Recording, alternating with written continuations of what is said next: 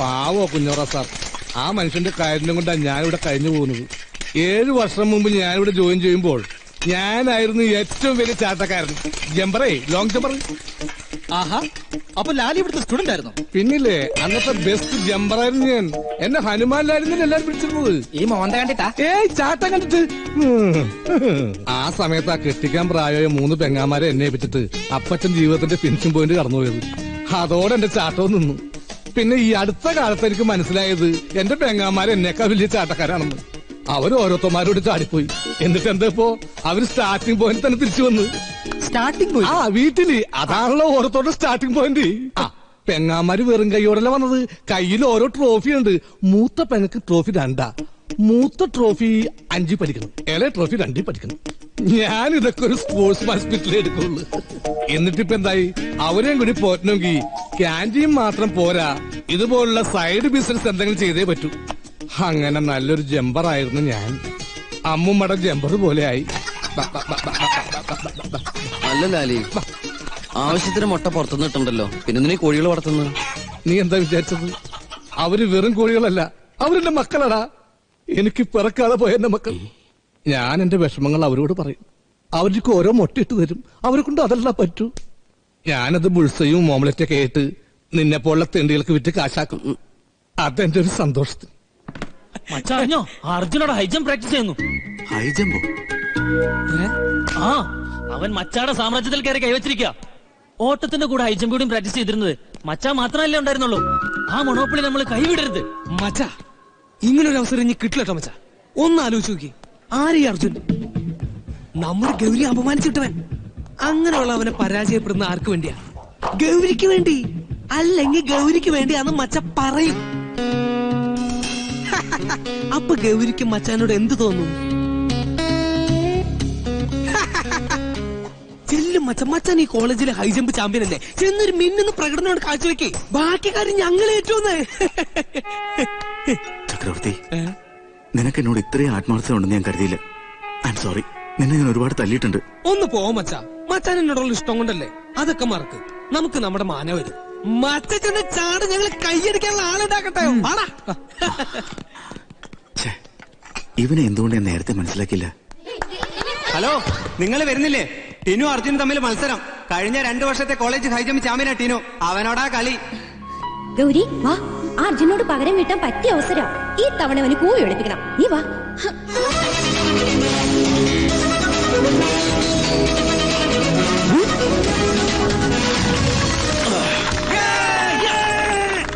Well done. Thank you sir.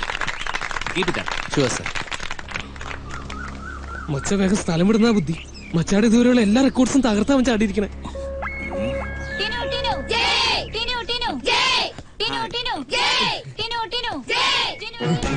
മച്ച പെട്ടുപോയി, ഇനി ചാടിയേ പറ്റൂ. മച്ചാ, നമ്മുടെ മൊണോപ്പൊളി പൊളിക്കരുത്. അടിച്ചെന്റെ മോണെ ഞാൻ പൊളിക്കും. സുഹൃത്തുക്കളായ ചതിയന്മാരാവരുതാ.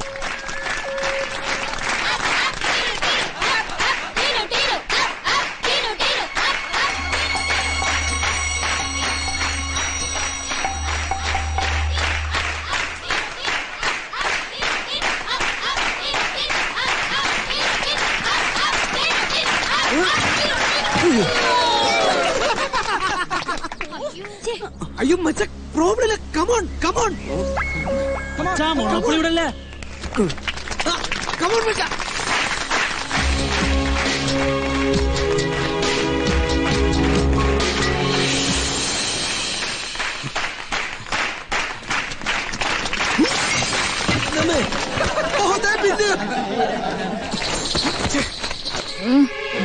ചാമ്പ്യനാ അലവലാതി.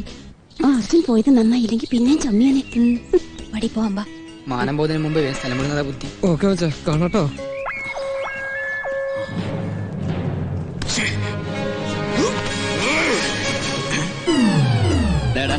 നീ ഒറ്റയ്ക്ക് ആടി പഠിക്കും. എനിക്ക് വേറെ പണിയുണ്ട്. അല്ല സാർ, അത് മനുഷ്യനെ മെനക്കെടുത്താനായിട്ട്.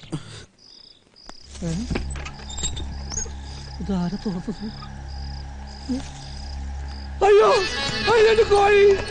അയ്യോ,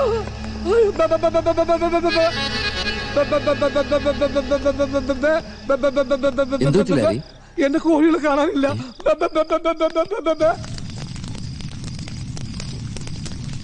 ഇന്നലെ വരേണ്ടായിരുന്ന മച്ചാന്റെ ക്യാപ്റ്റൻസിക്ക് ഒരാട്ടം കോട്ടുണ്ടോന്നൊരു സംശയമുണ്ട്. മാത്രമല്ല ഗൗരിക്കും ഒരാട്ടം കോട്ടുണ്ടോന്നൊരു സംശയമുണ്ട്. നീ ചുമ്മാ മച്ചാനെ വിഷമിപ്പിക്കല്ലേ, അത് സംശയമൊന്നല്ല, സത്യമല്ലേ? ആ മച്ചാൻ തോന്നും ഞാൻ നിന്നോ, അവൻ പെണ്ണു കൊണ്ട് പോകും. എന്റെ അമ്മേ, ചവിട്ടിന്റെ എന്നെയല്ല, ചവിട്ടി അർജുനെ പോയി ചവിട്ട്.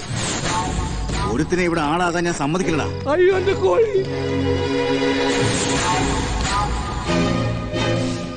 അയ്യോ കോഴി ഇവിടെ വന്നപ്പോ പറഞ്ഞില്ലല്ലോ അത് തന്റെ കോഴിയാന്ന്. പറ്റുകളെ എന്റെ വയറ്റിൽ പിഴപ്പാടാ നിങ്ങൾ കഴിക്കണത്. എനിക്ക് അതിന്റെ കാശ് കിട്ടണം. കാശാ? കോഴി കാശും കൊണ്ടാടാ വന്നിരിക്കുന്നത്. നിങ്ങൾ എന്തേ കാണിച്ചേ? ഇവന്റെ കാര്യങ്ങളൊക്കെ നിങ്ങൾക്ക് അറിയാവുന്നല്ലേ? ആ കോഴിയുടെ കാശ് കൊടുത്തേ. എന്ത് കാശ്? ചാവാണ്ട് പോടാ. തെറ്റ് ചെയ്തിട്ട് പോക്കൃത്തരം കാണിക്കുന്ന കാശ് കൊടുറാ. കാശ് കൊടുത്തില്ലെങ്കിൽ താനിതിൽ ഇടപെടണ്ട. ഇത് ഇവര് തമ്മിലുള്ള പ്രശ്നം. ഇവര് തമ്മിലുള്ള പ്രശ്നമാണെങ്കിൽ നീ എന്തിനാ ഇടപെടുന്നത്? അത് പിന്നെ തെറ്റ് ചെയ്ത് കഴിഞ്ഞാ ആ തെറ്റാണ്. അതിന് മക്കള് പോ. ഇല്ല, ആ കാശ് വാങ്ങിച്ചു കൊടുത്തിട്ട് ഞാൻ പോകും. നീ കാശും കൊണ്ടേ പോകൂ. അല്ലടാ ഇനി വെറുതെ പ്രശ്നം ഉണ്ടാക്കരുത്.